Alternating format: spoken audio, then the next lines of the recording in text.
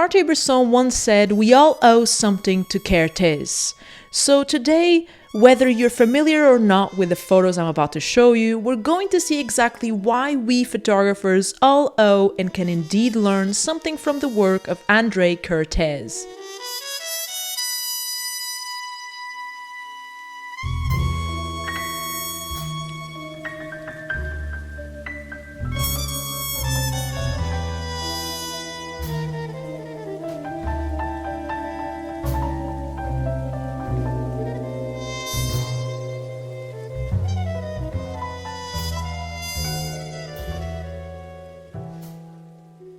André Kertész is one of those photographers that spent half, if not more of his career being virtually unknown within the art community, getting well-earned respect and attention during the late years of his career between the 60s and the 80s.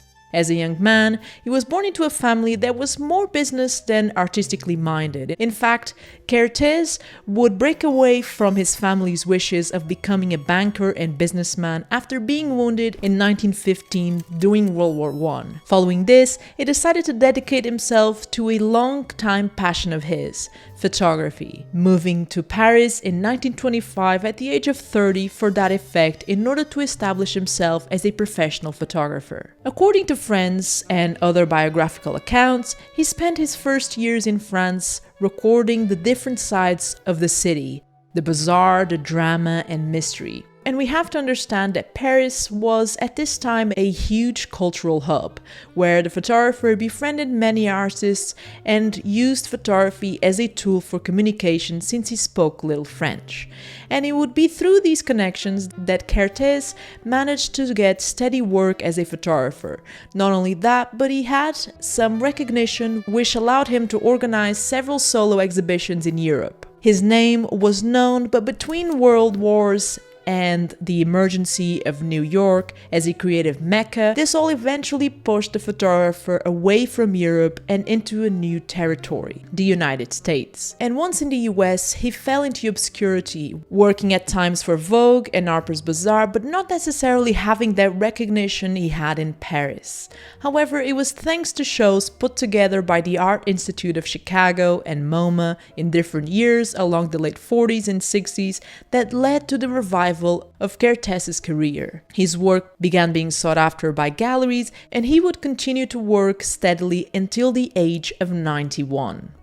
And despite, making this kind of brief sort of note about his career, I'd like us to go back to Paris in the 1920s and focus on Kertész's work around that time, because I feel like if we break down some images, we can take some very valuable lessons. And by the way, if there's any Hungarian people in the comments, let me know how to pronounce his name correctly. I always like to know how to pronounce it, and I appreciate your help.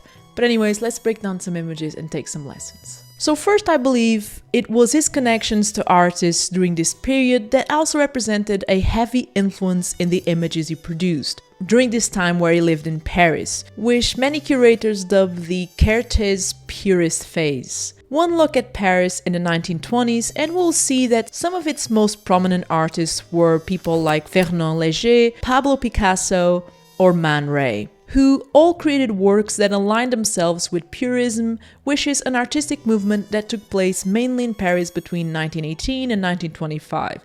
These artworks were very focused on geometrical forms, usually presented in very simplified shapes with minimal details.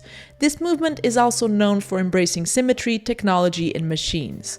And this is all very valuable context because it's against this backdrop that Kertész will focus on creating images. And so if we look at these images, it creates photos that play with geometry, symmetrical lines, repetition, deep contrast, and textures. And he frequently made street compositions shooting from what at the time were known as unconventional angles, such as high viewpoints from towers and rooftops.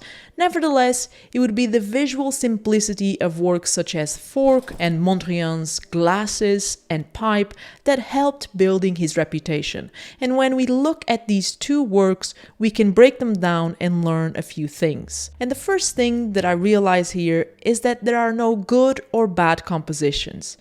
And this isn't an original idea of mine, by the way. I actually came across the words of this curator that basically said that the images of André Kertész, however simple they might be, visually speaking, they retain a certain strength. And when we take words like good or bad and associate them to composition, we're inferring therefore that there are good or correct ways of making compositions, but really there aren't. And this is what Kertész shows us.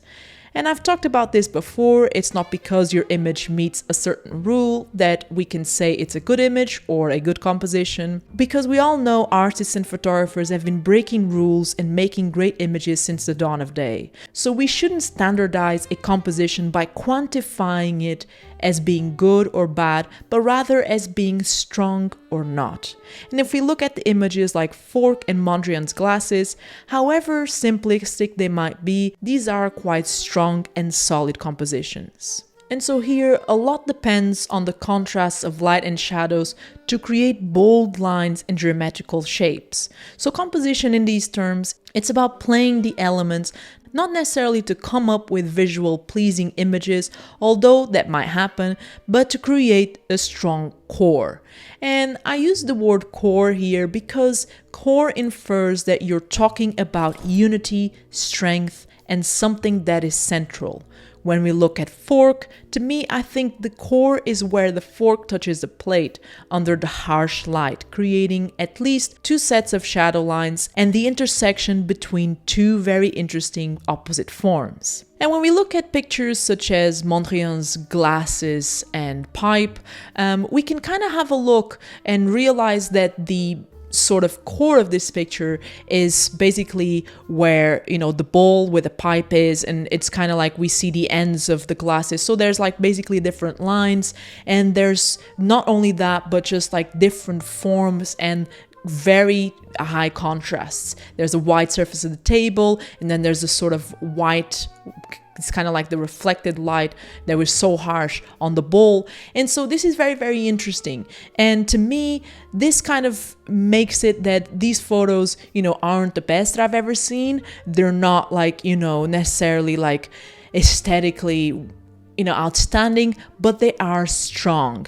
And it's about making strong compositions. I feel that sometimes, you know, even in the most simplistic of ways, it's where the power or at least the value of a certain image can rely on. Another important teaching I take from André Kertész is when he said, quote, "Everybody can look, but they don't necessarily see." I agree. And I think he wasn't the only artist I read referring to looking and seeing in this way.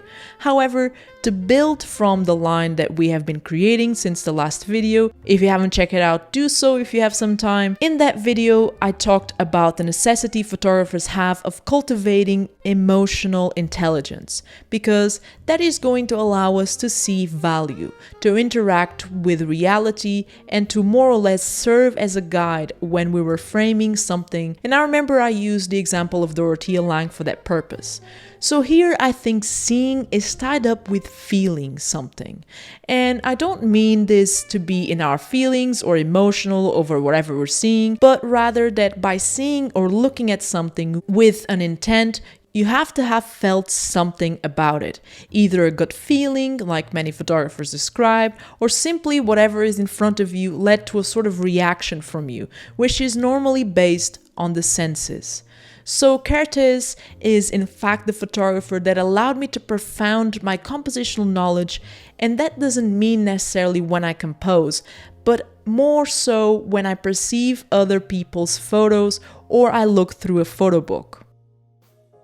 During this entire video, you might have noticed different B-roll of objects, of me working behind the scenes and other textures, and I wanted to take a break and say that this was all filmed with these 3 lenses that my friends at Sirui kindly sent me. These are the Sirui Sniper lenses, a 23, 33 and 56mm lens. And first and foremost, my impression from just simply a pure design point of view, I thought the set looked really sleek with very good details in terms of materials and design. And these lenses lenses have an extremely fast aperture at f1.2, which of course makes them great in low light situations, as you've been able to tell throughout the video. Because these are autofocus lenses, they are ideal for subjects that are closer to the camera, for close-ups if you will, and I wouldn't necessarily use these to capture things at longer distance or extremely fast subjects, but in my experience filming here in my studio/office, I noticed they isolated the subject very well, creating a very shallow depth of field, which comes in handy, especially because I film details all of the time, such as books, or if you've seen some flowers and some notebooks during this entire video. But I have to say, I filmed this in a space where I had control over light, where I didn't notice much chromatic aberration, but then again, the light I was using wasn't very strong.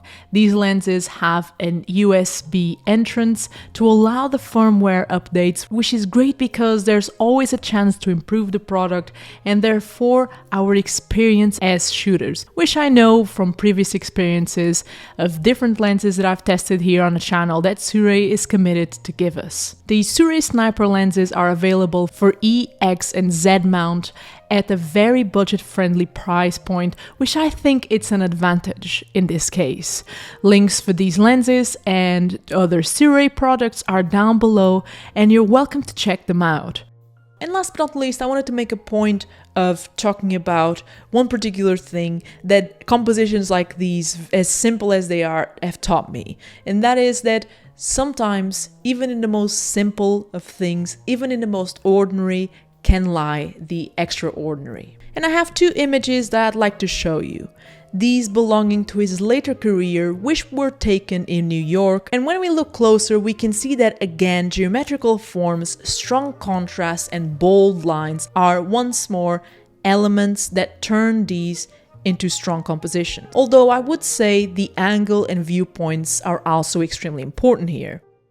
And when I compare this later work with his earlier work, I see that this later work is more complex and display more core points. So if you're a beginner photographer, a good exercise would be to, like Kertész and myself during this video, work on simple compositions to discover and organize peaks on interest in your compositions.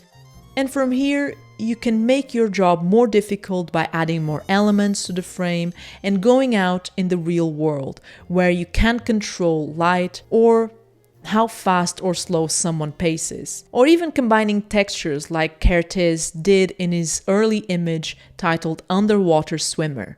And this is one of my personal favorites taken by him because I love the way the two bodies, the human and the water, blend in together, and the scattered reflections of lines give this image more interest and transform what otherwise is a perfectly ordinary moment into something of extraordinary value. So I guess that this has been all for today. I hope this video was helpful in any way, shape or form. I'm gonna try and do more videos like this where I'm gonna break down more images, perhaps famous images or something like that, and we can basically just try and study, let's say, more up close composition and all these different elements, lines and shapes and etc. I do have a few videos and a few books that I picked out that I think will be, good videos for us to do here, but we'll give time to time. And talking about books, one person that I actually quoted in my book is André Kertész, and I actually spoke about Mondrian, basically the picture that he took of Mondrian's pipe and glasses. So it's really fun. There's a lot that I put into this book in terms of my learning experiences as a photographer. Links to this book are down below. So if you're interested in, pre-ordering, the pre-order has been running from the beginning of December until the end of December. And then shipping for the physical books will commence in January, at some point mid-January. But, Though no commitments, if you are not interested in the physical form book or whatever, or don't have space, you can download the digital copy, which will be available very soon, or by this time this video goes up, it might be available. I'll let you know. But anyways, I'd like to thank Sirui as well for kindly sponsoring this video. The links to those amazing lenses are down below. And yeah, it's been another added to the equipment here, and I'm gonna try during the next year to kind of make videos that can be a bit more cinematic, or it can be, you know, a bit more visually pleasing, have more b-roll and stuff like that, rather than just being me here on a chair and stuff. But yeah, that's probably a goal for next year. But anyways, I'd love to, you know, hear your feedback down in the comments. Do you know Kertész's work? I feel as though I keep mispronouncing his name, and I'm so sorry about that. But anyways, I hope this all was helpful. Links to all sorts of social media, etc. is down below. And I wish you a great day. Thank you for stopping by and watching. I hope you can, you know, come back real soon, because I'll have more videos on the channel real soon. So yeah, take care, stay safe, keep shooting, keep creating, keep learning, and I'm out. Peace.